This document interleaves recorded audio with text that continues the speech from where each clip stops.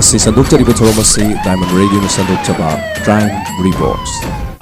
Nupi angangsing dathokliba tongan ba Manipur khakta natana India ki kachin koya amadi angakpo crime sing asi aikoina wari oina tamjaduna miyamda khanghanjana na honajaba dugumba program amani Crime Reports. Hanmamukta da Diamond Radio ki Crime Reports taromasi butabiriba singbu James Hagurjamna taram okchabagalwenana khurumjari. Diamond Radio ki Crime Reports Tangkak asi nong makangdana episode amadagina yangkai phawa miyamda khudol jakhay. Hariba thorum asi Diamond Radio tabiriba singna khwaidagi pamba thorum ama oirakpa masigidamuktasu Diamond Radio ki maikaidagi tabiriba thorum asi bu support tawbiriba punumaku hana thagachaba phongdokjari. Numit khuding ge khoina anoba episode amamam sagat pahaibasi Diamond Radio ki tawjariba thabak thorum asida khara hena ekhoida khudong chadabadagi hariba thorum asi hapta amada episode ani ahumdang miyamda khudol jananaba matam kharagi oina lepcharaba matungda ngasi amuk puduna laksare inong noba case ama Arun Kauba miyoi ama lerami Arun hariba miyoi se masamaki yacht ki company ama tawjaduna imung manung yam laina puba senthok leiraba nupa moirami mahaki loinabi Gayatri loinana mahaki machanupi ama amadi machanupa ama lerami mahaki imung manungda hingnanabagidamak thoidok hendongna karisu awatpa ama leramde Arun hariba miyoi se ishor bu khare hena thajaba miyoi amoirami masimangna mahakna tawjariba thabak khodimak mai paklakpa asi mahakna ishor bu ningjabagi ishorna mahakpu chanbibani haiba wafamsi mahakna khalami masi khakta natana ishor gi naknaba miyoi ni haina khanba baba haibadi ishor ga naknaba miyoi singni haijaba masana masangmakpu kariguma matamda ishor mangni haijaba loinana ishorna makhoida hairakpani haiduna tattana miyambu kariguma matamda ka hena thajahankiduna miyoi kharadi baba sing asida adumak asumna lanthum kathoktuna thajaba miyoi kayamarum bharatta miyoi kayamarum leidi haukiba chahi khara asidasu asigumba baba sing asi phagatkiba tongan ba rape case ta amadi mihat mipunda chenaduna haujiksu jail da leiriba baba sing kayamarum lei lep leitana haujiksu baba sing asi mathang phagalaktuna case kaya da chenabagi khudam sangdam phangmadagi haujiksu jail da leiba kayamarum lei adubu asigumba baba asi sunataba leirak khulakta leiba ishorga naknabani haiba miyoi kayamarum haujiksu adumak leiri makhoi sing asina kanaguma imung manung amada atoppa saya ama changle mami ama changle asigumba puja asi tawrabadi phagani natraga asigumba thabak asi tawradi phagani haiduna imung manunggi miyoi singda hena thajaba piduna makhoina thabak thorong kaya pangthonba yaudaba sunate masigi matungda karigumada mapa chana ruduna miyoi sing aduna hena nungairakpa natraga awaba taba kaya su yaudaba nate ngasigi thogdok asidasu Arun hariba miyoi asi baba ishorga yamna naknaba miyoi hariba kanglo asida yamna thajaba miyoi ama oirami baba asina hairakpagi matungina ayuk anganba matamda pungkhai ama hena duk thangmai thaduna puja tawbagi thabak asi Arun mahangna office satringai matamda yamna toina tawba thabak singi manungda amani mahangna ishor budi yamna ningi haibabu mahangna ishor ningba matam puja tawba matam asida imung aduda leiriba mahaki machanupa machanupi ani sina kariguma mamada ningai tawduna langakpa matamda puja adu loiraba matungda mahangna mahaki nupida yamna thina nganglami amadi kariguma matamda mahangna mahaki nupi basu mamaida khopakna thaduna phurami masigi wahau asidagi oiraga mahangna office salamdaida mahaki chak saklen phawba chadana kariguma matamda yamna sauna thokiba yaw amadi numit adugi mahakna sauna chakhibaduna mahaki office ta thabak inkhang soiraklabasu office halaklaba matamda mahaki nupida mahangna tainarami aina ayu anganbadagi nongmatang isorgi puja tawjabasida nahangna angang khara langhan natraga nahangna karigum amana heti yet pahaibasina aigi thabakse matam punum tamai pakte aina nongwada kera khanna haidro aina lai khuramningi matamda angang langalapanu aina lai khuramningi manungda kanagumba amatuki phone engoda pirakanu aina nongwada kera khanna haikre adubu nangna ngasisu adumak aigi puja si thugaibanina aina office ta chatkiba matamdasu aigi thabak punumak soi haibase nang khangro ai masi nongwada kera khanna haikini wafam singa si mahana mahaki nupida yamna isau langna hairami amadi mahaki nupi Gayatri aduma khangba kanbi nupi amoirami mahaki mapuroibana haijaribadu mahaki masa singna langbadagi pujada soikibaduna sauribani haiduna aduma khantoklami adubu mathangi numita mahaki pujagi matamda mahaki nupana puja chatharingai matamda angang sing langdana namagidamak adukki matik wana honajarami amadi hatu puja adu loiraba matungda mahaki nupana mahaki breakfast sana nabagidamakta polam sing puthorok trabasu khajitang thengbagi damak isau yamna langlami ꯑꯗꯨꯕꯨ ꯒꯥꯏꯇ꯭ꯔꯤ ꯑꯗꯨꯃꯛ ꯈꯥꯡꯗꯨꯅ ꯂꯩꯔꯝꯃꯤ꯫ ꯑꯁꯤꯒꯨꯝꯕ ꯊꯧꯗꯣꯛ ꯑꯁꯤꯅ ꯏꯃꯨꯡ ꯑꯃꯗ ꯑꯗꯨꯃꯛ ꯊꯣꯛꯇꯕ ꯌꯥꯎꯗꯕꯗꯤ ꯅꯠꯇꯦ꯫ ꯑꯗꯨꯕꯨ ꯑꯔꯨꯟꯅ ꯃꯍꯥꯛꯀꯤ ꯅꯨꯄꯤ ꯒꯥꯏꯇ꯭ꯔꯤꯗ ꯑꯁꯤꯒꯨꯝꯕ ꯊꯧꯗꯣꯛ ꯑꯁꯤꯅ ꯃꯔꯝ ꯑꯣꯏꯔꯒ ꯒꯥꯏꯇ꯭ꯔꯤꯒꯤ ꯃꯕꯨꯛꯅꯤꯡꯗ ꯅꯨꯡꯉꯥꯏꯇꯕ ꯃꯈꯩ ꯃꯍꯥꯛꯅ ꯑꯗꯨꯛꯀꯤ ꯃꯇꯤꯛ ꯇꯦꯟꯁꯟ ꯄꯤꯔꯝꯃꯤ꯫ ꯃꯔꯝ ꯑꯁꯤꯗꯒꯤ ꯑꯌꯥꯝꯕ ꯃꯇꯝꯗꯁꯨ ꯑꯔꯨꯟꯅ ꯌꯨꯝ ꯑꯁꯤꯗꯒꯤ ꯊꯣꯛꯈꯤꯕ ꯃꯇꯝꯗ ꯑꯌꯨꯛ ꯑꯉꯟꯕꯁꯤ ꯃꯍꯥꯛꯀꯤ ꯄꯨꯖꯥ ꯂꯣꯏꯔꯕ ꯃꯇꯨꯡꯗ ꯌꯥꯝꯅ ꯁꯥꯎꯅ ꯃꯍꯥꯛꯀꯤ ꯑꯣꯐꯤꯁꯇ ꯆꯠꯂꯝꯃꯤ꯫ ꯅꯣꯡꯃ ꯃꯍꯥꯛꯅ ꯑꯣꯐꯤꯁꯇ ꯂꯩꯔꯤꯉꯩ ꯃꯇꯝꯗ ꯕꯤꯖꯤꯅꯦꯁꯃꯦꯟ ꯑꯃꯒꯤ ꯀꯣꯜ ꯑꯃ ꯂꯥꯛꯂꯝꯃꯤ꯫ ꯕꯤꯖꯤꯅꯦꯁꯃꯦꯟ ꯑꯗꯨꯅ ꯃꯍꯥꯛꯀꯤ ꯇꯧꯔꯤꯕ ꯌꯣꯠꯀꯤ ꯀꯔꯕꯥꯔ ꯑꯗꯨꯗ ꯃꯍꯥꯛꯀꯤ ꯇꯣꯉꯥꯟ ꯇꯣꯉꯥꯟꯕ ꯐꯥꯔꯝꯁꯤꯡ ꯁꯥꯅꯅꯕꯒꯤꯗꯃꯛ ꯃꯉꯣꯟꯗꯒꯤ ꯑꯌꯥꯝꯕ ꯁꯦꯟꯐꯝꯁꯤꯡꯒꯤ ꯌꯣꯠꯁꯤꯡ ꯂꯧꯒꯦ ꯍꯥꯏꯗꯨꯅ ꯍꯥꯏꯔꯛꯂꯝꯃꯤ꯫ ꯃꯇꯝ ꯑꯗꯨꯗ ꯑꯔꯨꯟ ꯌꯥꯝ ꯍꯔꯥꯎꯔꯝꯃꯤ꯫ ꯑꯁꯤꯒꯨꯝꯕ ꯐꯥꯔꯝ ꯍꯥꯎꯁ ꯑꯁꯤ ꯁꯥꯅꯅꯕꯒꯤꯗꯃꯛꯇ ꯆꯪꯒꯗꯕ ꯌꯣꯠꯁꯤꯡ ꯑꯗꯨ ꯃꯉꯣꯟꯗ ꯂꯣꯏꯅ ꯂꯩ, ꯃꯔꯥꯡ ꯀꯥꯏꯅ ꯃꯍꯥꯛ ꯄꯤꯖꯒꯦ ꯑꯃꯗꯤ ꯃꯍꯥꯛꯀꯤ ꯒꯥꯔꯤꯅꯁꯨ ꯃꯐꯝ ꯑꯗꯨꯗ ꯊꯤꯟꯖꯒꯦ ꯍꯥꯏꯔꯝꯃꯤ꯫ ꯃꯇꯝ ꯑꯗꯨꯗ ꯃꯤꯑꯣꯏ ꯑꯗꯨꯅꯁꯨ ꯌꯥꯔꯝꯃꯤ ꯑꯃꯗꯤ ꯑꯔꯨꯟ ꯌꯥꯝꯅ ꯍꯔꯥꯎꯈꯤ꯫ ꯃꯍꯥꯛꯀꯤ ꯕꯤꯖꯤꯅꯦꯁ ꯑꯁꯤꯗ ꯃꯍꯥꯛ ꯑꯆꯧꯕ ꯁꯦꯟꯐꯝ ꯑꯃ ꯂꯥꯛꯂꯦ, ꯃꯍꯥꯛꯀꯤ ꯕꯤꯖꯤꯅꯦꯁ ꯑꯁꯤ ꯃꯥꯏ ꯄꯥꯛꯂꯒꯅꯤ ꯍꯥꯏꯅ ꯃꯍꯥꯛꯅ ꯈꯟꯈꯤꯔꯝꯃꯤ꯫ ꯃꯤꯑꯣꯏ ꯑꯃꯅ ꯃꯍꯥꯛꯀꯤ ꯌꯣꯠꯁꯤꯡ ꯑꯗꯨ ꯌꯥꯝꯅ ꯂꯧꯒꯦ ꯍꯥꯏꯔꯛꯄ ꯑꯗꯨ ꯃꯍꯥꯛꯀꯤ ꯋꯥꯈꯜꯗ ꯃꯍꯥꯛꯅ ꯕꯕꯥꯕꯨ ꯈꯨꯔꯨꯝꯖꯕꯒꯤ, ꯕꯕꯥꯅ ꯍꯥꯏꯕꯗ ꯃꯍꯥꯛꯅ ꯄꯨꯖꯥ ꯇꯧꯕꯤꯒꯅꯤ ꯍꯥꯏꯕ ꯋꯥꯐꯝꯁꯤꯗ ꯃꯍꯥꯛꯅ ꯊꯥꯖꯔꯝꯃꯤ꯫ ꯃꯁꯤꯒ ꯂꯣꯏꯅꯅ ꯃꯍꯥꯛꯀꯤ ꯑꯣꯐꯤꯁꯇꯒꯤ ꯕꯕꯥ ꯑꯗꯨꯒꯤ ꯃꯅꯥꯛꯇ ꯆꯠꯂꯝꯃꯤ ꯑꯃꯗꯤ ꯊꯣꯡ ꯊꯤꯜꯂꯝꯃꯤ꯫ ꯊꯣꯡ ꯍꯦꯛ ꯊꯤꯟꯕꯒ ꯃꯍꯥꯛꯅ ꯕꯕꯥ ꯑꯗꯨꯒꯤ ꯃꯈꯣꯡꯗ ꯇꯨꯗꯨꯅ ꯍꯥꯏꯔꯝꯃꯤ, "ꯕꯕꯥ, ꯑꯩ ꯉꯁꯤꯗꯤ ꯑꯉꯛꯄ ꯐꯪꯅ ꯑꯩꯒꯤ ꯕꯤꯖꯤꯅꯦꯁꯇ ꯀꯥꯟꯅꯔꯦ꯫ ꯃꯁꯤ ꯄꯨꯝꯅꯃꯛꯁꯦ ꯕꯕꯥꯅ ꯇꯧꯍꯟꯕꯤꯕ ꯉꯥꯛꯇꯅꯤ꯫ ꯑꯩꯅ ꯕꯕꯥ ꯅꯤꯡꯖꯔꯝꯗ꯭ꯔꯕꯗꯤ ꯑꯩꯒꯤ ꯕꯤꯖꯤꯅꯦꯁꯁꯦ ꯃꯥꯡꯂꯒꯗꯕꯅꯤ꯫ ꯑꯗꯨꯕꯨ ꯃꯇꯝ ꯈꯔ ꯑꯩꯒꯤ ꯕꯤꯖꯤꯅꯦꯁꯁꯦ ꯌꯥꯝꯅ ꯐꯅ ꯂꯩꯔꯝꯃꯤ꯫ ꯑꯗꯨꯕꯨ ꯈꯪꯍꯧꯗꯅ ꯑꯩꯒꯤ ꯕꯤꯖꯤꯅꯦꯁ ꯑꯁꯤꯗ ꯍꯟꯊꯔꯛꯄꯁꯦ ꯑꯩꯅ ꯏꯁꯣꯔꯕꯨ ꯃꯤꯔꯥꯏꯔꯨꯕꯒꯤꯅꯤ ꯍꯥꯏꯅ ꯈꯜꯂꯤ꯫ ꯍꯧꯖꯤꯛꯇꯤ ꯑꯩꯅ ꯕꯕꯥꯒ ꯅꯛꯅꯖꯔꯒ ꯏꯁꯣꯔꯕꯨ ꯈꯨꯔꯨꯝꯖꯕꯗꯒꯤ ꯃꯊꯪ ꯑꯩꯒꯤ ꯕꯤꯖꯤꯅꯦꯁꯁꯦ ꯃꯥꯏ ꯄꯥꯛꯂꯛꯂꯦ꯫ ꯃꯁꯤ ꯄꯨꯝꯅꯃꯛꯁꯦ ꯕꯕꯥꯅ ꯊꯣꯛꯍꯟꯕꯤꯕꯅꯤ꯫ ꯑꯩ ꯕꯕꯥꯒꯤ ꯈꯣꯡ ꯁꯣꯛꯇꯨꯅ ꯈꯨꯔꯨꯝꯖꯔꯤ"꯫ ꯑꯁꯨꯝꯅ ꯃꯍꯥꯛꯅ ꯕꯕꯥꯒꯤ ꯃꯈꯣꯡ ꯁꯣꯛꯇꯨꯅ ꯈꯨꯔꯨꯝꯂꯝꯃꯤ꯫ ꯃꯇꯝ ꯑꯗꯨꯗ ꯕꯕꯥꯅ ꯍꯥꯏꯔꯝꯃꯤ, "ꯑꯔꯨꯟ, ꯏꯁꯣꯔꯕꯨ ꯊꯥꯖꯧ꯫ ꯑꯩꯅ ꯅꯪꯒꯤ ꯃꯥꯡꯅꯅꯕꯒꯤꯗꯃꯛꯇ ꯀꯔꯤꯒꯨꯝꯕ ꯑꯃꯠꯇ ꯁꯤꯜꯂꯣꯏ꯫ ꯅꯍꯥꯛ ꯌꯥꯝꯅ ꯆꯦꯛꯁꯤꯟꯒꯗꯕꯅꯤ꯫ ꯅꯍꯥꯛꯅ ꯇꯧꯔꯤꯕ ꯀꯔꯕꯥꯔ ꯑꯁꯦ ꯃꯥꯏ ꯄꯥꯛꯂꯦ꯫ ꯑꯗꯨꯕꯨ ꯅꯪꯒꯤ ꯏꯃꯨꯡꯗ ꯑꯃꯝꯕ ꯀꯌꯥ ꯂꯩꯔꯤ꯫ ꯑꯃꯝꯕꯁꯤꯡ ꯑꯁꯦ ꯅꯪꯅ ꯉꯥꯜꯍꯟꯕ ꯇꯥꯕꯅꯤ꯫ ꯀꯔꯤꯒꯨꯝꯕ ꯅꯪꯅ ꯅꯪꯒꯤ ꯏꯃꯨꯡꯗ ꯃꯝꯂꯤꯕꯁꯤ ꯉꯥꯜꯍꯟꯗꯕ ꯇꯥꯔꯕꯗꯤ ꯅꯪꯉꯣꯟꯗ ꯑꯆꯧꯕ ꯅꯨꯡꯁꯤꯠꯀꯤ ꯁꯥꯎꯝ ꯑꯃ ꯂꯥꯛꯇꯨꯅ ꯅꯪꯒꯤ ꯅꯨꯡꯉꯥꯏꯔꯕ ꯄꯨꯟꯁꯤ ꯑꯁꯤꯕꯨ ꯃꯥꯏꯀꯩ ꯑꯃꯔꯣꯝꯗ ꯍꯨꯝꯗꯨꯅ ꯄꯨꯗꯨꯅ ꯆꯠꯈꯤꯒꯅꯤ꯫ ꯅꯪ ꯊꯥꯖꯗꯕ ꯇꯧꯒꯅꯨ꯫ ꯏꯁꯣꯔꯕꯨ ꯅꯕꯨꯛꯅꯤꯡꯗ ꯆꯦꯠꯅ ꯊꯥꯖꯧ꯫ ꯑꯩꯅ ꯍꯥꯏꯔꯤꯕꯁꯦ ꯅꯪ ꯇꯥꯎ"꯫ ꯑꯁꯨꯝꯅ ꯕꯕꯥ ꯑꯗꯨꯅ ꯃꯉꯣꯟꯗ ꯍꯥꯏꯔꯝꯃꯤ꯫ ꯃꯇꯝ ꯑꯗꯨꯗ ꯑꯔꯨꯟ ꯍꯥꯏꯈꯤ, "ꯕꯕꯥꯖꯤ, ꯑꯩꯒꯤ ꯄꯨꯟꯁꯤꯗ ꯀꯔꯤ ꯂꯥꯛꯄ ꯌꯥꯒꯦ? ꯑꯩꯅ ꯆꯤꯡꯅꯕꯁꯨ ꯌꯥꯝꯅ ꯀꯨꯏꯔꯕꯅꯤ꯫ ꯏꯃꯨꯡꯁꯤꯗ ꯂꯩꯕꯁꯦ ꯑꯩꯒꯤ ꯏꯁꯥꯗ ꯅꯨꯡꯉꯥꯏꯕ, ꯍꯔꯥꯎꯕ ꯀꯔꯤꯒꯨꯝꯕ ꯑꯃꯠꯇ ꯂꯩꯇꯕ꯫ ꯏꯃꯨꯡ ꯑꯁꯤ ꯍꯦꯛ ꯌꯧꯕꯒ ꯑꯩ ꯏꯁꯥ ꯏꯊꯟꯇ ꯈꯣꯏꯗꯧꯁꯦ ꯌꯥꯝꯅ ꯁꯥꯎꯒꯠꯄ, ꯊꯕꯛ ꯑꯃ ꯑꯣꯏꯔꯣ ꯑꯩꯒꯤ ꯑꯅꯤꯡꯕꯁꯦ ꯍꯦꯛꯇꯃꯛ ꯊꯨꯡꯗꯕ꯫ ꯃꯁꯤꯅ ꯃꯔꯝ ꯑꯣꯏꯔꯒ ꯑꯩ ꯏꯃꯨꯡꯗ ꯂꯩꯕꯁꯦ ꯈ꯭ꯋꯥꯏꯗꯒꯤ ꯑꯩꯒꯤ ꯅꯨꯡꯉꯥꯏꯐꯝ ꯈꯪꯗꯕ ꯍꯥꯏꯕꯗꯨ ꯑꯣꯏꯔꯦ ꯕꯕꯥ"꯫ "ꯄꯨꯖꯥ ꯇꯧ ꯑꯔꯨꯟ, ꯄꯨꯖꯥ ꯇꯧꯒꯗꯕꯅꯤ, ꯏꯁꯣꯔꯕꯨ ꯅꯤꯡꯁꯤꯡꯒꯗꯕꯅꯤ, ꯏꯁꯣꯔꯕꯨ ꯂꯥꯠꯀꯗꯕꯅꯤ, ꯏꯁꯣꯔꯕꯨ ꯈꯨꯔꯨꯝꯖꯒꯗꯕꯅꯤ꯫ ꯑꯩꯅ ꯍꯥꯏꯕ ꯅꯪꯅ ꯇꯥꯒꯗꯕꯅꯤ꯫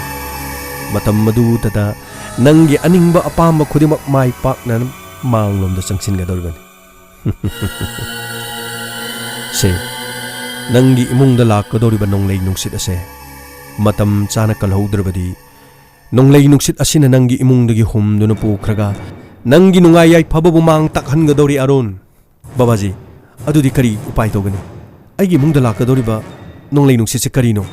ꯃꯥꯡꯖꯧꯅꯅ ꯕꯕꯥꯅ ꯈꯪꯂꯕꯗꯤ ꯆꯦꯛꯁꯤꯟꯅꯅꯕꯒꯤꯗꯃꯛ ꯅꯆꯥꯗ ꯀꯔꯤꯅꯣ ꯈꯖꯤꯛꯇ ꯍꯥꯏꯕꯤꯌꯨ"꯫ "ꯍꯧꯖꯤꯛ ꯐꯥꯎꯕꯒꯤꯗꯤ ꯍꯥꯏꯕ ꯉꯝꯗ꯭ꯔꯤ꯫ ꯑꯗꯨꯕꯨ ꯅꯣꯡꯂꯩ ꯅꯨꯡꯁꯤꯠ ꯑꯃ ꯅꯪꯒꯤ ꯏꯃꯨꯡ ꯑꯁꯤꯗ ꯍꯨꯝꯖꯤꯜꯂꯛꯂꯦ ꯍꯥꯏꯕꯁꯤꯗꯤ ꯑꯩꯅ ꯈꯪꯂꯦ"꯫ ꯃꯇꯝ ꯑꯗꯨꯗ ꯑꯔꯨꯟꯅ, "ꯕꯕꯥꯖꯤ, ꯑꯩꯒꯤ ꯅꯨꯄꯤꯁꯦ ꯃꯁꯛ ꯃꯇꯧꯁꯨ ꯌꯥꯝꯅ ꯐꯖꯩ꯫ ꯑꯗꯨꯒ ꯃꯍꯥꯛꯁꯦ ꯑꯩꯅ ꯆꯤꯡꯅꯕ ꯌꯥꯝꯅ ꯀꯨꯏꯔꯕꯅꯤ꯫ ꯕꯕꯥꯖꯤ ꯑꯃꯨꯛꯇ ꯍꯥꯏꯕꯤꯌꯨ, ꯕꯕꯥꯖꯤꯅ ꯙ꯭ꯌꯥꯟ ꯇꯧꯔꯒ ꯑꯃꯨꯛꯇ ꯌꯦꯡꯕꯤꯌꯨ꯫ ꯑꯩꯒꯤ ꯅꯨꯄꯤꯁꯦ ꯑꯇꯣꯞꯄ ꯅꯨꯄꯥ ꯑꯃꯒ ꯃꯔꯤ ꯂꯩꯅꯔꯕ꯭ꯔꯥ? ꯑꯩ ꯌꯥꯝ ꯆꯤꯡꯅꯕ ꯀꯨꯏꯔꯕꯅꯤ꯫ ꯕꯕꯥꯖꯤꯅ ꯑꯃꯨꯛꯇ ꯌꯦꯡꯕꯤꯌꯨ"꯫ ꯃꯇꯝ ꯑꯗꯨꯗ ꯕꯕꯥꯅ ꯙ꯭ꯌꯥꯟ ꯇꯧꯗꯨꯅ ꯍꯥꯏꯔꯛꯂꯝꯃꯤ, "ꯍꯧꯖꯤꯛ ꯐꯥꯎꯕꯗꯤ ꯅꯨꯄꯥ ꯑꯃꯠꯇꯒ ꯃꯔꯤ ꯂꯩꯅꯕ ꯂꯩꯇ꯭ꯔꯤ꯫ ꯑꯗꯨꯕꯨ ꯅꯍꯥꯛ ꯆꯦꯛꯁꯤꯜꯂꯨ ꯍꯥꯏꯕꯁꯤ ꯅꯠꯇꯅ ꯍꯧꯖꯤꯛꯃꯛꯀꯤꯗꯤ ꯏꯁꯣꯔꯅ ꯑꯩꯉꯣꯟꯗ ꯀꯔꯤꯒꯨꯝꯕ ꯑꯃꯠꯇ ꯄꯤꯔꯛꯇ꯭ꯔꯤ꯫ ꯃꯇꯝ ꯆꯥꯔꯕ ꯃꯇꯝꯗ ꯑꯩꯅ ꯅꯉꯣꯟꯗ ꯈꯪꯍꯜꯂꯛꯀꯅꯤ꯫ ꯃꯇꯝ ꯑꯗꯨꯗ ꯅꯪꯅ ꯄꯥꯡꯊꯣꯛꯀꯗꯕ ꯊꯕꯛꯁꯤꯡꯁꯨ ꯑꯩꯅ ꯂꯣꯏꯅ ꯍꯥꯏꯒꯅꯤ꯫ ꯉꯁꯤꯒꯤꯗꯤ ꯆꯠꯂꯣ"꯫ ꯑꯁꯨꯝꯅ ꯍꯥꯏꯔꯝꯃꯤ꯫ ꯃꯇꯝ ꯑꯗꯨꯗ ꯑꯔꯨꯟꯅ ꯃꯍꯥꯛꯀꯤ ꯃꯁꯥꯗꯒꯤ ꯌꯥꯝꯂꯕ ꯁꯦꯟꯐꯝ ꯈꯔ ꯂꯧꯊꯣꯛꯂꯝꯃꯤ ꯑꯃꯗꯤ ꯕꯕꯥ ꯑꯗꯨꯗ ꯄꯤꯔꯝꯃꯤ꯫ "ꯕꯕꯥꯖꯤ, ꯁꯦꯟꯐꯝꯁꯤꯡ ꯑꯁꯤ ꯂꯧꯕꯤꯌꯨ꯫ ꯁꯦꯟꯐꯝꯁꯤꯡ ꯑꯁꯤ ꯑꯩꯅ ꯇꯥꯟꯖꯕ ꯅꯠꯇꯦ꯫ ꯕꯕꯥꯅ ꯇꯥꯛꯄꯤꯔꯛꯄꯒꯤ ꯃꯇꯨꯡ ꯏꯟꯅ ꯑꯩ ꯁꯦꯟꯐꯝꯁꯤꯡ ꯑꯁꯤ ꯐꯪꯖꯕꯅꯤ꯫ ꯄꯨꯝꯅꯃꯛ ꯕꯕꯥꯒꯤ ꯉꯥꯛꯇꯅꯤ, ꯂꯧꯁꯤꯟꯕꯤꯌꯨ ꯁꯦꯟꯐꯝ ꯑꯁꯤ"꯫ ꯑꯁꯨꯝꯅ ꯃꯐꯝ ꯑꯗꯨꯗꯒꯤ ꯑꯔꯨꯟ ꯂꯥꯛꯂꯝꯃꯤ꯫ ꯃꯍꯥꯛꯀꯤ ꯌꯨꯝꯗ ꯃꯍꯥꯛꯅ ꯕꯦꯜ ꯈꯤꯡꯂꯝꯃꯤ꯫ Bel khingba matam asida mahaki nupi parap parap thong hangdoklamde masida mahaki wakhanda khanki aigi nupi si yam tuna thong hangdrisi karigino o mana thong hangdrisi nadi nupa ama imung asida leire nupa asi leibani na mahak nupa adu lot na ba yamna kan silamgani nupa asi lot na ba sinmana maram oiraga mahakna thong si yam tuna hangdabani mahaki puksel pikna arun na khalame amadi mahakna yumgi bel asi hanjin hanjin khinglame Madugi matung ngahak leiraga mahaki nupina hatu hatu thorlaga thongdo hangtoklami amadi mahakna seliba sari adu hapitang semjin sajinduna ai bathroom da changubane amadi phiron kharasu subane bel khingakpado ai tana tana par hangmo nanghodre matamadu da aruna mahaki nupit amunni yenglaga harame nupa du kanano nupa du kanano nangna hogji yum asigi maningdagi thong hangdoklaga maningdagi chelan khriba nupa asi kanano kanai Kadai dele yenge mahana kasing adu de yam thuna khonglei thuna changduna imung adu mi ama lotuna leibra haiduna yenglam masigi matungda nupa du krai da thamgre nupa du nang krai da lotke matam adu da Gayatri naiki karino haibiri bo adu bo yum mase khoine lei se plate ni yum thaktani kadai digi maning da thoga dolan mathak sidagi mi du makha da songdhan gi doino ai phi khara suru bane hairedana matam punumok ta ingonda sumaina sum chingnaba mi yeng biri se karigino asukkoina icha ani leiduna Ibani ngasi phawba lerakpada aina karamba nupaga kanaga aigi kari chingnaba nahangna khangkiba leibage amadi aina adugi thabaktuda aina kari gidamakta tawgadoribano aigi nupa lei aigi icha lei aigi nungairaba yum lei masidagi henba kari lege matam punamukta aibu aronba lon chatna chatpagi mawngda nahangna yengiba mawngse ai yamna pende kari nangna aigi chinthaktu khumba sai nang nara lairi sinatra nara leibaduna nangna wafam singna sengonda ai thajananba sengtoi natra yam singna hayo karamba nupano nanga mari leinarise Yum asida toina lakpa dhobi gi nupa adura natraga yum asida sangom thilakpa nupa adura natraga yum asida aina masak khangdaba mioi amabu aina office satkhaba matungda nangna mafam asida kauraga plate asida nupa aduga nanga unai haibasi natra matam aduda Gayatri haiki ai khangba yamna ware matam punokta ingonda sumaina sum chingnaduna leragadi ai imung sida leiba ngamlaktabi madu natraga ai isa ithanta mai thajaduna sikibasu ye asukoina leiminarakpada ngasi phawba aigi karigumba amata nahangna phaba sunatana aingonda karigidamakta adumna chingnaribano aigi iral haibabu ai isaugi tuk phajare ai chung phiral chare ai nahaki nupi oina leibasida mi amaga hektama haijalaga hekta pani sira asumna Gayatri amadi mahaki mapuroiba Arun yamna ningai sangdanaram Arunna mahaki nupibu atopa nupaga mari leinare haibase kariguma khudam sangdam amata su leiramde adubu mahaki wakhalda mahangna sagachaba mawong matawsina mahangna khanjaribu wafam asina tasengnamakki mahaki nupi ase atopa nupa amaga mari leinare haibu wafam asida mahak masamakna asengbu wafam oina thajaba henjilaklam masi punamak ase mahakna baba amada lai khurumjaduna baba ama unaruba asina imung asida akanba nonglei nungsit ama lakadore haibu wafam ama hairakpa asige hena mahakna chingnabasi su henki asumna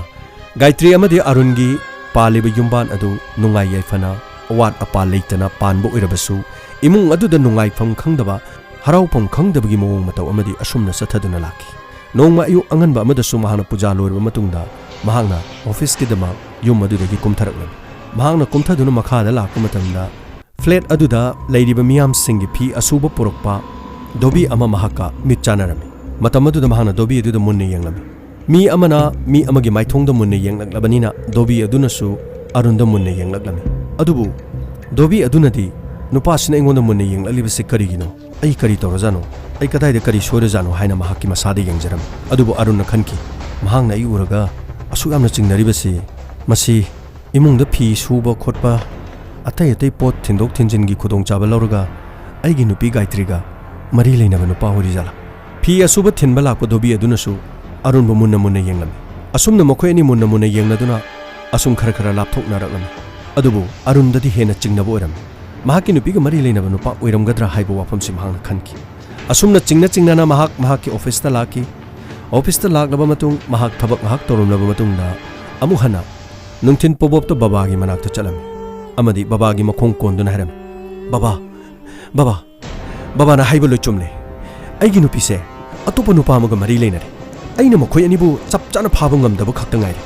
baba makhoi ani ge aron base aibu amuktung phaba ngamhanbiu aron ba chaliba aigi nupi busu aigi khun hatkani baba na dhyan tawduna mukte yengbiu aigi nupi Gayatri na karamba nupa gano phi suba nupa adugara sangom jonba nupa adugara नत्रगा करम्ब नुपागनो अईगी नुपीना चटलिबा लिचट असे अमुक्तदि खंबियुने बाबा मतम अदुदा बाबा अदुना हायरक्लमी हंदक्ति नंगी मुंगदा लाक्लिबा नोंगलै नुंगसित असी नक्सिलक्ले कन्बा ngamlaroy ईश्वरबु निंगजौ ईश्वरबु थाजौ मसी नत्रबदि नंगी नुंगाई याइफरब इमुंग मनुंग असिदा हुंजलक्लिबा नोंगलै असिदगी नाहाक्की इमुंगबु कन्बा ngamloidori उरे नंगी नुपीगी लिचट अइना उरे अदुबु नंगी नुपीदी अरानबदि ओइद्री नुपी असिबु महाक्की मपुंगनिंग ओनबा मियोइ खरना करिगुम्बा खरदि तौरे अदुबु ईश्वरना अइंगोंददि असेंबसि हाइद्रिने अरुण अदुबु नंग करिसु वारुगनु नंगी नुपी हौजिक फाउबदि करिसु तौद्री अदुबु अइना नंगीदमक कन्नबा होनगनि असुमना बाबा अदुना यामना थाजना अरुणदा हायरक्लमी अमदि अरुण हायरक्लमी बाबा अइगी पुंसिबु अमुक्ता कनबियु अइगी पुंसि असिदा नुंगाइफम खंगदबसे बाबा अमुक्तदि कनबियु मियोइ अदु मसक खंगनबदि मियोइ अदु कनानो हाइबियु मतम मदुदा बाबाना हायरक्लमी हौजिक्ति मियोइ असे कनानो हाइबा खंगबा ngamdri अदुबु नंगी इमुंगदा चौबा नोंगलै नुंगसित अमा लाकदौरे हाइबसिदि अचुम्बा वाफमनि अरुण ईश्वरबु थाजौ ईश्वरबु निंगजौ असुमना बाबा अदुना हायरक्लमी अमदि अरुणना महाक्की मसादगी यामलबा सेनफमसिंग लौथोक्तुना बाबा अदुदा कलमी बाबा अइ ngasiगidi चचरगे अइ युमदा चतुना अमुक्ता कनानो करिनो हाइबदु येंगुखिगी असुमना हायरमलगा अरुण महाक्की युमदा लाक्लमी अमदि महाक्की मसादा टेंशन कारब मोंगदा महाक्की मयुमदा लाखिरमी अमदि महांगना थोंग थिलमी थोंग थिनबा अदुदा महाक्की नुपीना थोंग अदु यामना थुना हांगदोक्लमी अमदि महांगना दोबीदु कदाइ चखरे फिसुबु नुपादु काइ चखरगे मांगा सिगी लामद्रा मतमदु गायत्रीना हाइकी करिनो नुंगतिगी नंगना इंगोंदा सुमाइना सुम तौरिसिबो अइना दुम फिसुई मा अखोइ सिदा लाक्ति नचिन थिगनु फिसुबु नुपादुना अतोपा युमसिंग असिदा फि थिलक्पगी नमादा फि थिलक्लबा मतुंगदा का असिदा थोंग लोंजिनदुना नखोइ अनि उनै हाइबसे अइ लोइ खंगलबा मतमदुदा गायत्रीना हाइकी अदु ओरेदि मिदु पुथोदना अइ इमुंगसिदा तसेंगना लैबा इंगम लोइदौरी नंगना सुमाइना इंगोंदा सुम चिंगना लैरगा अइना कमाइना युमसि पालो हाइबनो अइ नाहक चखरब मतुंगदा अंगांगसिंग स्कूलदा मुक थिलुबनी स्कूलदगी अमुक थिलुबा हलक्लगा अइ युमसिदा लाक्पनी पुंग अहुम हेक ताबगा अंगांगसिंगबु स्कूलदगी अमुक लौरुबनी मदु लोरगा अंगांगसिंगबु अमुक साइसिंग पिजरबा मतुंगदा मखोइ अमुक tuition तौबगीदमक अइना थाखिबनी ngaihakta phawba isaje leitok musin sangdaba ibu nahangna aranba miyeng amada asum yenglibasi karigina Gayatri नंगना चिंथिबा वांगांगनो नहांगना तौबा पुनमक अइना लोइना खंगबने अदुगा नंग मसिमति चेक्सिलो अइना करिगुम्बा अइगी मिटसिना अइगी इमांगमक्तदा नखोइ अनिबु फाबा मतमदो मतम अदुददि अइना नखोइबु लेमना थारो असुमना यामना नुंगाइफम खंगदबा मवोंग अमदा अरुण अमदि गायत्रीगी इमुंग असि लेलमने मथंगी नुमिता अमुक्सु अयु अंगनबदा होगतुना पूजा तौरबा मतुंगदा महाकी चा इसिंग पाइरदुना अरुणना महाकी ऑफिस ननबगीदमक अमुक थोरक्लमी अमुक थोरक्पा मतमदसु फ्लैट अदुगी मखादा दोबी अदु महांगना अमुक उरमे दोबी अदुनसु मंगोंदा मुन्ना येंगलमे दोबी अदुदा मुन्ना येंगबा अदुदा दोबीनसु मुन्ना अदुमक येंगलमे मतम अदुदा अरुणना दोबी अदु धाइकी ओय करिगिनो इंगोन येंगिनो करिगिनो मतम अदुदा दोबी अदुन हारमे असाब आइदी कैसु तौबा लेते अइ इसादा करि करि सोरबनोना सुम येंगबने अदुगा ngarang so sabna ingonda yam munna yengbirami ai kari kari soiba kari tawba yaukhrage aduga ingonda kari manbagi natraga sarna ingonda chingnabagi mi yam yengbirido kari maramgi yenglibano haina ai sum yengjabani adudi nang ingonda yengidu kari gina nang ai gi mungda kari lon chachali nang ai gi mungda changlaga nang kari tawge nang ngasi dagi ai gi mungda changpe yaro khangra matamadu dobin haram sabji lana khamigano ai di sabgi mungda ai karimta changdi aina pujarriba firol singasu atopa flat ki ngatani aidi sabki yung kadai da legi haiba khangdi matamadu da arunna dobi adu mamit khani yenglami amadi mahaki gari da kakhalami amadi mahana mahaki mathamoi da wakhala mak sagacharam arunna office sakhiba masak khangdaba mi amalakpa masak khangdaba mi aduna Gayatri ने लेरिबा का दुगी bell button अदु नमलमी अमदी गायत्री ना मोमो नोक्तुना निंगथी जब सारी सेतुना अमदी मसम थादोक्लदुना लाओ चंगो अखोइ नुपा चखरे हौजिक्ति कनामता लारोई कासिदा इबानी खक्तनी लेदुइसे असुमना अरुण महाकी वखलदा थौदोक अमखक सागचरम थौदोक असि थोक्लिब्रा अमदी थोक्तब्रा हाइबादुदी मियामदा वारी ओइना लिजरी अरुण की वाखंदा सागचरिबा wafam asi mahakna mamina hektamak ubasu nate adubu mahakna wafam asi sagatchaba asina mahakna sagatchariba wafam asi asengba thokpa thodok amani haina mahakki mathamoida sagatchaba asi mapung phala masigi matungda mahak office ta laklabasu leifam khanglamde topam amata khanglamde mahakki masak matau phajarabi mahakki nupi atopa nupa amaga mahakna office satkraba matungna mahakki mayummaktada arun bali chachli haiba wakhal asida matam punamakta mahakna mahakki nupi bu khambanbadagi amadi thodok-sing asi thoklamgani haiba wakhalon asina matam punamakta arungi wakhalon asi adumak sonthana khanduna leram topam khanglaktraba matamda babagi manakta chatuna nupi asiga mari leinariba mi si kanano haiduna hanglami asumna numit kharani hokirami ayuk anganba amada arunna mahakki laigi puja torome mahakki laigi puja loiraba matungda mahakna mahakki nupi Gayatri kaurame adubu Gayatri tholakhidi matam aduda mahakna mahak office ki damak thengle nangna tawgudaba thabak singdu mana office satkraba matungda thabak singdu tohoro hairame adubu Gayatri tholakhiramde amaka sumahana Gayatri bu hanjin hanjin kaurami amadi Gayatri gi kaada changduni yenglame Gayatri ka aduda leramde amadi machanupi amadi machanupa tumliba ka aduda amuk sangduni yenki mafam adudasu Gayatri leramde masigi makha tarakpada bathroom da amadi makhoigi leriba tongan tongan ba ka singda changduna Gayatri bu kauduna thiki adubu Gayatri mafam aduda leramde matam aduda pikliba machanupa amadi machanupi hodok amni amadi nakhoi school chatluidra hauji pung 3 makhai takhre karigino nakhoi hauji phaw hogatrise nakhoi imadi kadai de sakhi haina arun hangame amadi matam duda machanupa na hairaki imadi magi kaada tumongani pung 3 makhai tardi yam thenge karigino ngasi khoi mana khoi bo hodorutrise asumna haikiram matam du aruna aisu khangde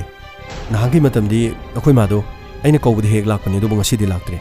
kadai sakhrajana asumna aruna wafam sing ase haibaga mahana table mathak amadi yengmada table adugi mathakta che amada Gayatri na paiba mobile aduna che edu banan sinduna thamlame amadi aruna parprap changduna che edu hangtok tuna paki amadi maduda warol khara iram arun matam mamada ainang college ki matam da thengna duna ibani nungsina rakhibani matam ado kaya da nungsikraba aina ngangba wahi khara tana na bagi dama nahak na higi tungda koin inaki aina sunang na ngangba wahi khara tana na bagi dama nangi na pau tabu taning duna ina kharong ngai ki ibani gi college ki punsi loreba matungda ibani nungsina duna yumban minerakhi matam do khanghaude nungsiraba adugumlaba numitto lohonglaba matung asidadi pumnamak mangkhre nangi agi nungsiraba ichanupa amadi ichanupi ma leiraba matung isa sing asina chahi amana chahi tare amana chahi manga pharaklaba matam asida nang aigi punsida karigumba ibani gi marakta karino khangdaba thajanadaba amana nang aigi nungsinaba sing asidi yamna tamhalleko aduga ai nangonda hairi ai kanagumba amataga mari leinadi aigi punsida topa nupa ani suna khangnarakti nangna aigi di aroibani nangna aigi isorni nang aigi puroibani adubu aini yum asida icha ani konduna sangna khanglakpase adubu ai yum sida yam kuina khangduna lakpani piklibe cha ani sigi khanduna ai nahaki miot minei si khangduna lakpa matam yamna kuire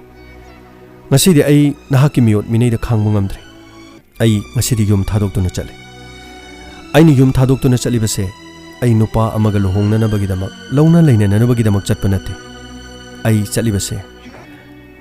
ai isa ithanda sijarage haiduna chaliban ai mafam asidagi karigumba mata pude aina nongonda kayarak hana hairabasu nangna thajaba leitrabanina aigi siba haibase warep asidagi henba topo warep amata leitre aina isani yana siba chacharabani masigi daita punamak ai isani aina kanabasu tainaroi asumna mahakki chi aduda warol singa si hairame matamaduda aruna mahakki thamoida phaujaki aina isorbu thajaman madagi aigi nupi Gayatri se aina yamna ot khramal maral sunglei leijadana atopa nupa amaga maral leire haiduna aina mahakku chingnabase khara henmankhre aina nupa amataga mahaka mari leinabagi aina phakibasu leibanate aigi wakhalna sagachaba khara sina ngasidi yum thadokduna chatkraba wafam sing asi mahakna yamna nungaitana aruna khalam adubu khanghaudana arulna mahaki masada chingnaba amadi duma phorum mahaki nupina khanghaudana sumna thadokduna chatkiba si topa nupa amaga mayum panba yananabagi damak tawbu ori jala haiba wafam sumhana khalam amadi pikliba mahaki macha aniduna mama kadaida chakhrabagi haina makhoigi apokpa mapa arunda hairaklami arun mathai amna saki numit adu mahak office chatkidi asumna mafam adudagi khara lapna leiba Arungi apokpa amadi apokpida paw asi pirami amadi mahaki apokpa apokpi laklami amadi mahaki mari mata thokpa mapa pokminaba Kesap kauba miyoi amasu mahaki nupiga loinana laklami amadi thaudok adugi matangda makoina hanglami tholiba thaudok asida Arunna police ta paw pikhiba matungina police su mafam aduda lakhirami amadi mayam punumakta Arunna haiki mafam asida iga yamna nungaina dumak leibani adubu Gayatri se haukiba matam khara sida mahaki mawong matawse kariguma khara hongki Masina mahangna hongliba mawong matawsida atopa nupa amaga mahaka mari leinarabra haibase ai chingnaki asugumba chingnaba sidagi mahaka iga tattana yamna ningai sangdana bathoi maram masina mahangna chithi asi iramduna mahaki mobile thamlamlaga yum asi thadoktuna chatkre aina upu sing hangtoktuna yengkhibada upu asidagi lupa lakh 8 amadi sana ngakto oina lupa lakh 3 amaga mafam asidagi puduna chatkre matamadu mahaki machin manau thopa kesapnasu yamna ngaklame akhoi bhabi Gayatri di yamna phabam nupi mu oidaine masak mato phajaba chung phiran chabi nupi amani aduga madi karisu awat apa leitraba mahaki mayum asibu thadolaga mahana sen puraga topa nupa amada satkani haibu wafamse aidi thajakhidreda matamadu Arunaike kesap nangna khangbanate ma aige yum panminabani mahaki maram sachaina chingnaba yam koirabani mahana yum thadoktuna mahana sijarge haina haibu orgasu mahana sijabada karigidamakta lupa lakh 8 namadi sana puduna chatkadoribani matamadu police na haike Arun Nahaki nupiga topa nupaga mari leinei haibasiti nahana kari sakhi lebage matamadu Arunaike aingonda sakhi di leite adubu mahak imung asida karigum Arun makhara tawre haibadi aina chingnaba kuire matamadu police na mahangna iramleba chithi do koina pubutare amadi Gayatri na yum asida macha maso larik takpada natraga mahangna ikhiba handwriting gi atopa che lerebadi copy amta gapiu handwriting expert ta chithi si mahangna iramlibra natraga idabra haibase aikoi thijanba mathau tai aduga thaudo asigi matangda FIR ama office ta laktuna chanchanbiu matamadu Arunaike Chithi asi mahangna iramani haibasi aina mayamda ulibasi handwriting expert yunganbagi kari dakar lebage matamadu police na haiki Mr. Arun case asi langla langjin khangnanabagi damakta police akhoi gi thauni wafam asidana hangna akhoi bo soidana cooperation pigani haibase koina thaje athuba matamda police station da lakpiu akhoi su mahana suicide togani hairibani na mafam asigi akoibada kadai waida maungna asiba leibagi haibadu paw asi thigadoribani railway station da gari mamangda natraga turelda natraga chingda Kadai kari khudong thiba thokpa yabage haibase police akhoi gi su lokhotpa yaba thabak lokhot ka doribani atuba matamda police station da lakpiu asomna police sing do chatki masigi matungda Arun gi mama amadi mapa lakpadu da mapa na Arun da harami Arun angang singsi mafam sida school chathok chachin tawbasiga nangi office ki thabak to ga yamna chanaru angang ani se akhoi gi nakta yumda thamage aduga school su mafam adu hongalase nangi hojiki case police case oigadori makha tabase kupna thijana na bagi dama honarpada angang singse mahi tamba nungairaro aduna angang singse koi puna batawroge matamadu da Arunna mapagi wafam adu da yaram amadi ke sabna hai karisu khalu no se Arun khara sauna bagi waro bagi oina chakhi borangani adubu lupa lakh 8 amadi sana puki haibasi thajakhidre akhoi su chana batawge adu kari paw phanglabadi akhoi su dum paw pirake asumna mahaki machimanau thokpa kesap mahaki nupiga loina na chatkiram asumna thaudok asigi matungda Arun mahaki nupi leitabagi nungai taba yamna phawrami mahaki macha sing mama mapana mafam adudagi pukhirami adubu Gayatri na pukhi hariba lupa lakh 8 amadi sana lupa sing adudi tasengnamakki Gayatri na pukhiba amadi natti mase Arun masamakna kariguma mahaki nupi asina mathanta sijaba tarabadi mangonda kariguma maral khara chenarakpa yai mahangna otpa neibadagini haiduna mangonda tainarakpa yai haina kibadagi paisa sing asi mahakna yamna thuna mahaki nupi Gayatri na table mathakta thamlamliba suicide note adu hek phangba matungda mahakna sana sing amadi paisa sing du losinduna thamkiba oirami masigi maramdi Gayatri na kariguma siba tarabadi siba asida mahakna yumdagi paisa puduna chatkibani haiba maral adu sijalabadi mahakna maral sing adu mangondagi ngakthokna nanabagi damak sinba oiramki police na Arunda FIR panba lakpa matamda sana amadi paisa pui haibasi asengbra haina kayarak hanhangki madu asengmani aina lokthoklaga kadaida thamgadabano haiba wafamsi mahakna haiki matamadu haiki upu so hangduna leiramba adu sarhoisu adumak uriba aduni thaudo asigi matungda police na yamna kana thijanba humjanba hoki flat aduda leiba CCTV footage sing check togu matamda ayuk ke pung manga makhai tarakpa matamda Gayatri na yum adudagi tholokpa adu tasengna urami adubu bag natraga phina kariguma potlam khara yomduna pubagi mawong amadi uramde makut animak thadokduna sari asangba amasetuna masadu lengam sangamdana wa ngang bangam dabagi mawong amada yum adudagi yamna mathwai nungaitana tholokpagi mawong amada uki ꯃꯁꯤꯒꯤ ꯃꯇꯨꯡꯗ ꯄꯨꯂꯤꯁꯅ CCTV footage ꯑꯗꯨꯗꯒꯤ ꯐꯣꯇꯣꯁꯤꯡ ꯂꯧꯊꯣꯛꯂꯕ ꯃꯇꯨꯡꯗ ꯐꯣꯇꯣꯁꯤꯡ ꯑꯗꯨ ꯄꯨꯂꯤꯁꯅ ꯑꯁꯤꯒꯨꯝꯂꯕ ꯃꯧ ꯅꯍꯥ ꯑꯁꯤ ꯃꯁꯥ ꯃꯊꯟꯇ ꯁꯤꯖꯒꯅꯤ ꯍꯥꯏꯗꯨꯅ ꯌꯨꯝꯗꯒꯤ ꯊꯣꯛꯈ꯭ꯔꯦ ꯍꯥꯏꯗꯨꯅ ꯀꯅꯥꯒꯨꯝꯕ ꯃꯤꯑꯣꯏꯁꯤꯡꯅ ꯊꯦꯡꯅꯕꯤꯔꯕꯗꯤ ꯃꯅꯥꯛ ꯅꯛꯄ ꯄꯨꯂꯤꯁ ꯁ꯭ꯇꯦꯁꯟꯗ ꯁꯤꯟꯅꯕꯤꯌꯨ ꯍꯥꯏꯗꯨꯅ ꯅꯨꯄꯤ ꯑꯁꯤꯒꯤ ꯐꯣꯇꯣ ꯆꯥꯏꯊꯣꯛꯂꯝꯃꯤ꯫ ꯑꯃꯔꯣꯝꯗꯅ ꯒꯥꯏꯇ꯭ꯔꯤ ꯍꯥꯏꯋꯦ ꯑꯃꯗ ꯂꯥꯛꯄ ꯇꯥꯇꯥꯒꯤ ꯃꯥꯜꯒꯥꯔꯤ ꯑꯃꯒꯤ ꯃꯃꯥꯡꯗ ꯆꯣꯡꯁꯤꯟꯗꯨꯅ ꯁꯤꯅꯅꯕ ꯍꯣꯠꯅꯔꯝꯃꯤ꯫ ꯃꯍꯥꯛꯅ ꯍꯥꯏꯋꯦ ꯑꯗꯨꯒꯤ ꯃꯇꯥꯏꯗ ꯂꯦꯞꯂꯝꯕꯗꯒꯤ ꯑꯁꯨꯝ ꯃꯌꯥꯏꯗ ꯆꯪꯁꯤꯟꯈꯤꯔꯝꯃꯤ꯫ ꯑꯃꯔꯣꯝꯗ ꯄꯨꯂꯤꯁꯅ ꯑꯁꯤꯕ ꯃꯁꯛ ꯈꯪꯗꯕ ꯂꯩꯕ꯭ꯔꯥ ꯍꯥꯏꯕꯒꯤ ꯄꯥꯎ ꯇꯣꯉꯥꯟ ꯇꯣꯉꯥꯟꯕ ꯄꯨꯂꯤꯁ ꯁ꯭ꯇꯦꯁꯟ ꯑꯃꯗꯤ ꯇꯣꯉꯥꯟ ꯇꯣꯉꯥꯟꯕ ꯃꯐꯝꯁꯤꯡꯗ ꯊꯤꯒꯠꯄ ꯍꯧꯔꯛꯂꯝꯃꯤ꯫ ꯃꯁꯤꯒꯤ ꯃꯇꯨꯡꯗ ꯑꯔꯨꯟꯒꯤ ꯃꯆꯤꯟ ꯃꯅꯥꯎ ꯊꯣꯛꯄ ꯀꯦꯁꯞꯇ ꯄꯨꯂꯤꯁꯅ ꯒꯥꯏꯇ꯭ꯔꯤ ꯑꯁꯤ ꯀꯔꯝꯕ ꯅꯨꯄꯤꯅꯣ, ꯃꯍꯥꯛ ꯀꯔꯝꯕ ꯃꯑꯣꯡꯗ ꯂꯩꯕꯒꯦ ꯍꯥꯏꯕꯁꯤ ꯌꯥꯝꯅ ꯀꯨꯞꯅ ꯍꯪꯈꯤꯔꯝꯃꯤ꯫ ꯃꯇꯝ ꯑꯗꯨꯗ ꯀꯦꯁꯞꯅ ꯍꯥꯏꯈꯤ ꯒꯥꯏꯇ꯭ꯔꯤ ꯌꯥꯝꯅ ꯏꯪ ꯇꯞꯂꯕꯤ ꯃꯧ ꯑꯃꯅꯤ ꯑꯃꯗꯤ ꯆꯠꯅ ꯍꯧꯅ ꯂꯣꯟꯆꯠ ꯌꯥꯝꯅ ꯃꯨꯟꯅ ꯈꯪꯕꯤ, ꯃꯁꯛ ꯃꯇꯧ ꯐꯖꯕꯤ, ꯃꯇꯝ ꯑꯁꯤꯒꯤ ꯆꯞ ꯆꯥꯔꯕ ꯑꯗꯨꯒꯨꯝꯂꯕ ꯃꯇꯤꯛ ꯆꯥꯕꯤ ꯃꯧ ꯑꯃꯅꯤ꯫ ꯀꯅꯥꯒꯨꯝꯕ ꯅꯨꯄꯥ ꯑꯃꯒ ꯑꯇꯣꯞꯄ ꯃꯍꯥꯛꯀꯤ ꯑꯔꯣꯟꯕ ꯂꯝꯆꯠ ꯂꯩꯔꯝꯒꯅꯤ ꯍꯥꯏꯕꯁꯤ ꯊꯥꯖꯗꯦ ꯑꯃꯗꯤ ꯃꯕꯨꯛꯆꯦꯜ ꯌꯥꯝꯅ ꯁꯦꯡꯕꯤ, ꯃꯇꯝ ꯄꯨꯝꯅꯃꯛꯇ ꯃꯋꯥ ꯃꯄꯨꯔꯣꯏꯕ ꯑꯃꯗꯤ ꯃꯆꯥꯁꯤꯡꯒꯤ ꯈꯟꯖꯕ ꯑꯗꯨꯒꯨꯝꯂꯕ ꯌꯨꯝꯒꯤ ꯃꯧ ꯑꯃꯅꯤ ꯍꯥꯏꯕ ꯋꯥꯐꯝꯁꯤꯡ ꯐꯣꯡꯗꯣꯛꯈꯤ꯫ ꯃꯗꯨꯒꯤ ꯃꯇꯨꯡꯗ ꯀꯦꯁꯞꯅ ꯑꯔꯨꯟꯒꯤ ꯌꯨꯝꯗ ꯂꯥꯛꯈꯤ ꯑꯃꯗꯤ ꯑꯔꯨꯟꯒ ꯋꯥ ꯇꯥꯟꯅꯔꯝꯃꯤ꯫ ꯀꯦꯁꯞꯅ ꯀꯦꯟ ꯕꯤꯌꯥꯔ ꯈꯔꯁꯨ ꯊꯛꯂꯝꯃꯤ ꯑꯃꯗꯤ ꯌꯨ ꯑꯉꯥꯡꯕꯁꯨ ꯍꯩꯗꯨꯅ ꯊꯛꯂꯝꯃꯤ꯫ ꯑꯔꯨꯟꯗꯁꯨ ꯌꯨ ꯑꯉꯥꯡꯕꯁꯤ ꯈꯔ ꯊꯛꯎ, ꯃꯊꯥ ꯁꯥꯕ ꯐꯅꯅꯕ ꯍꯥꯏꯈꯤ꯫ ꯑꯗꯨꯕꯨ ꯑꯔꯨꯟꯅ ꯃꯍꯥꯛꯇꯤ ꯌꯨ ꯊꯛꯇꯕꯅꯤꯅ ꯌꯨ ꯑꯗꯨ ꯊꯛꯎ ꯍꯥꯏꯕ ꯌꯥꯈꯤꯗꯦ꯫ ꯀꯩꯁꯨ ꯈꯜꯂꯨꯅꯨꯗ, ꯍꯧꯖꯤꯛꯇꯤ ꯑꯁꯤꯕ ꯐꯪꯕ꯭ꯔꯥ ꯍꯥꯏꯕꯗꯨ ꯌꯦꯡꯈꯤꯁꯦ꯫ ꯄꯩꯁꯥ ꯄꯨꯈꯤꯕꯅꯤꯅ ꯃꯁꯥ ꯃꯊꯟꯇ ꯁꯤꯖꯒꯗꯕꯗꯤ ꯃꯥꯟꯗꯦ꯫ ꯑꯗꯨꯛ ꯌꯥꯝꯂꯕ ꯄꯩꯁꯥ ꯑꯃꯗꯤ ꯁꯅꯥ ꯂꯨꯄꯥ ꯄꯨꯔꯒ ꯃꯍꯥꯛꯅ ꯁꯨꯁꯥꯏꯗ ꯇꯧꯒꯅꯤ ꯍꯥꯏꯅ ꯏꯔꯝꯂꯤꯕꯁꯦ ꯑꯩꯗꯤ ꯑꯣꯟꯊꯣꯛꯅ ꯊꯥꯖꯈꯤꯗ꯭ꯔꯦ꯫ ꯃꯇꯝ ꯑꯗꯨꯗ ꯑꯔꯨꯟꯅ ꯍꯣꯏ ꯃꯥꯒ ꯑꯩꯒ ꯉꯥꯡꯅꯕ ꯁꯠꯅꯕ ꯀꯔꯤꯒꯨꯝꯕ ꯃꯔꯝꯗ ꯅꯤꯡꯉꯥꯏ ꯁꯪꯗꯥꯅꯕ ꯂꯩꯔꯕꯁꯨ ꯁꯨꯁꯥꯏꯗ ꯇꯧꯕꯒꯤ ꯋꯥꯈꯜ ꯑꯁꯤ ꯈꯜꯂꯛꯀꯅꯤ ꯍꯥꯏꯕꯗꯤ ꯑꯩꯁꯨ ꯊꯥꯖꯗꯦ ꯑꯁꯨꯝꯅ ꯍꯥꯏꯈꯤꯔꯝꯃꯤ꯫ ꯃꯇꯝ ꯍꯧꯈꯤ ꯇꯞꯅ ꯇꯞꯅ ꯑꯁꯨꯝꯅ ꯊꯥ 3 ꯂꯣꯝ ꯍꯧꯖꯤꯟꯈꯤꯔꯝꯃꯤ꯫ ꯒꯥꯏꯇ꯭ꯔꯤꯒꯤ ꯂꯪꯂꯥ ꯂꯪꯖꯤꯟ ꯑꯃꯇ ꯄꯨꯂꯤꯁꯅ ꯊꯤꯕ ꯐꯪꯈꯤꯗꯦ ꯑꯃꯗꯤ ꯂꯝꯕꯤꯗꯁꯨ ꯃꯧ ꯅꯍꯥ ꯑꯃ ꯁꯤꯗꯨꯅ ꯂꯩꯔꯝꯂꯦ ꯍꯥꯏꯕꯅꯆꯤꯡꯕ ꯀꯔꯤꯒꯨꯝꯕ ꯑꯃꯠꯇꯒꯤ ꯄꯥꯎ ꯇꯥꯕ ꯂꯩꯈꯤꯗꯦ꯫ ꯑꯗꯨꯕꯨ ꯊꯧꯗꯣꯛ ꯑꯁꯤꯒꯤ ꯃꯇꯥꯡꯗ ꯄꯨꯂꯤꯁꯅ ꯂꯦꯞꯄ ꯂꯩꯇꯅ ꯃꯈꯥ ꯇꯥꯅ ꯑꯗꯨꯃꯛ ꯊꯤꯖꯤꯜꯂꯛꯈꯤ꯫ ꯊꯥ 3 ꯂꯩꯔꯕ ꯃꯇꯨꯡꯗ ꯅꯣꯡꯃ ꯂꯝꯕꯤ ꯑꯃꯒꯤ ꯍꯥꯏꯋꯦꯒꯤ ꯃꯇꯥꯏ ꯑꯃꯗ ꯀꯥꯔ ꯑꯃꯒꯤ ꯃꯅꯨꯡꯗ ꯀꯦꯁꯞꯀꯤ ꯑꯁꯤꯕ ꯍꯛꯆꯥꯡ ꯂꯩꯔꯦ ꯍꯥꯏꯗꯨꯅ ꯄꯨꯂꯤꯁꯇ ꯄꯥꯎ ꯄꯤꯔꯛꯈꯤ꯫ ꯋꯥꯐꯝ ꯑꯁꯤꯗ ꯄꯨꯂꯤꯁꯅ ꯑꯉꯛꯄ ꯑꯣꯏꯈꯤ꯫ ꯑꯁꯨꯝꯅ ꯀꯦꯁꯞꯀꯤ ꯑꯁꯤꯕ ꯃꯅꯥꯛꯇ ꯄꯨꯂꯤꯁꯀꯤ ꯇꯤꯝ ꯆꯠꯂꯝꯃꯤ ꯑꯃꯗꯤ ꯃꯐꯝ ꯑꯗꯨꯗ ꯌꯥꯝꯅ ꯀꯨꯞꯅ ꯊꯤꯖꯤꯟꯕ ꯍꯧꯈꯤꯔꯝꯃꯤ꯫ ꯀꯦꯁꯞꯅ ꯇꯣꯡꯂꯤꯕ ꯒꯥꯔꯤ ꯑꯗꯨꯒꯤ ꯃꯅꯨꯡꯗ ꯑꯣꯏ ꯊꯪꯕ ꯁꯤꯠꯇ ꯅꯨꯄꯤꯒꯤ ꯂꯩꯒꯤ ꯅꯥꯆꯣꯝ ꯑꯃꯁꯨ ꯁꯤꯠꯇ ꯇꯥꯗꯨꯅ ꯂꯩꯔꯝꯈꯤ ꯑꯃꯗꯤ ꯒꯥꯔꯤ ꯑꯗꯨꯒꯤ ꯃꯅꯤꯡꯗ ꯃꯁꯤꯡ ꯌꯥꯝꯂꯕ ꯀꯦꯟ ꯕꯤꯌꯔꯁꯤꯡ ꯂꯩꯔꯝꯈꯤ꯫ ꯀꯦꯁꯞꯀꯤ ꯃꯃꯥꯏꯗ ꯊꯥꯡꯅ ꯍꯟꯖꯤꯟ ꯍꯟꯖꯤꯟ ꯌꯥꯠꯍꯟꯈꯤꯕꯒꯤ ꯃꯑꯣꯡꯗ ꯃꯃꯥꯏꯗ ꯗꯥꯛꯐꯝ ꯇꯥꯔꯝꯃꯤ ꯑꯃꯗꯤ ꯃꯍꯥꯛꯀꯤ ꯉꯛꯁꯝꯗ ꯊꯥꯡꯅ ꯑꯅꯤꯔꯛ ꯑꯍꯨꯝꯂꯛ ꯂꯦꯟꯈꯤꯕꯒꯤ ꯑꯗꯨꯒꯨꯝꯂꯕ ꯊꯥꯡꯒꯤ ꯗꯥꯛꯐꯝ ꯇꯥꯔꯝꯃꯤ꯫ ꯄꯨꯂꯤꯁꯅ ꯃꯤꯁꯤ ꯑꯁꯤꯒꯤ ꯃꯇꯥꯡꯗ ꯅꯨꯄꯤꯒ ꯑꯔꯣꯟꯕ ꯃꯔꯤ ꯂꯩꯅꯕ ꯃꯤꯑꯣꯏ ꯑꯃꯅꯤ ꯍꯥꯏꯕꯁꯤ ꯄꯨꯂꯤꯁꯅ ꯆꯤꯡꯅꯈꯤ꯫ ꯃꯔꯝꯗꯤ ꯀꯦꯁꯞ ꯅꯨꯄꯤ ꯑꯉꯥꯡ ꯂꯩꯔꯕ ꯃꯤꯑꯣꯏ ꯑꯃꯈꯛꯅꯤ꯫ ꯑꯗꯨꯕꯨ ꯃꯍꯥꯛꯅ ꯂꯩꯇꯕ ꯃꯇꯝꯗ ꯃꯍꯥꯛꯀꯤ ꯒꯥꯔꯤꯗ ꯅꯨꯄꯤ ꯑꯃꯒꯤ ꯂꯩꯒꯤ ꯅꯥꯆꯣꯝ ꯂꯣꯏꯅꯅ ꯃꯁꯤꯡ ꯌꯥꯝꯂꯕ ꯀꯦꯟ ꯕꯤꯌꯔ ꯀꯌꯥ ꯃꯔꯨꯝ ꯇꯥꯔꯤꯕ ꯑꯁꯤꯅꯗꯤ ꯁꯣꯏꯗꯅꯃꯛꯀꯤ ꯅꯨꯄꯤ ꯑꯃꯒ ꯃꯍꯥꯛ ꯀꯦꯟ ꯕꯤꯌꯔ ꯊꯛꯃꯤꯟꯅꯔꯝꯕ ꯌꯥꯏ ꯍꯥꯏꯕ ꯋꯥꯐꯝꯁꯤꯡ ꯄꯨꯂꯤꯁꯅ ꯐꯣꯡꯗꯣꯛꯈꯤ꯫ ꯄꯨꯂꯤꯁꯅ ꯃꯍꯥꯛꯀꯤ ꯃꯅꯥꯎꯅꯨꯄꯥ ꯊꯣꯛꯄ ꯑꯔꯨꯟꯗ ꯄꯥꯎ ꯄꯤꯔꯝꯃꯤ ꯑꯃꯗꯤ ꯀꯦꯁꯞꯀꯤ ꯅꯨꯄꯤꯗꯁꯨ ꯄꯥꯎ ꯑꯁꯤ ꯄꯤꯔꯝꯃꯤ꯫ ꯑꯇꯣꯞꯄ ꯄꯨꯂꯤꯁ ꯁ꯭ꯇꯦꯁꯟ ꯑꯃꯗꯅ ꯑꯔꯨꯟꯒꯤ ꯅꯨꯄꯤ ꯒꯥꯏꯇ꯭ꯔꯤ ꯃꯥꯡꯕꯒꯤ ꯊꯥ 3 ꯐꯥꯖꯤꯜꯂꯛꯄꯒꯤ ꯂꯪꯂꯥ ꯂꯪꯖꯤꯟ ꯐꯪꯗꯅ ꯂꯩꯔꯤꯉꯩꯗ ꯀꯦꯁꯞ ꯂꯩꯇꯕꯒꯤ ꯄꯥꯎ ꯑꯁꯤ ꯈꯕꯔꯗ ꯍꯥꯞꯂꯛꯄ ꯑꯗꯨꯗ ꯒꯥꯏꯇ꯭ꯔꯤꯒꯤ ꯃꯔꯝꯗ ꯊꯤꯖꯤꯜꯂꯤꯕ ꯄꯨꯂꯤꯁ ꯁ꯭ꯇꯦꯁꯟꯒꯤ ꯃꯤꯑꯣꯏ ꯀꯥꯡꯕꯨꯁꯤꯡ ꯑꯗꯨꯅ ꯑꯃꯨꯛ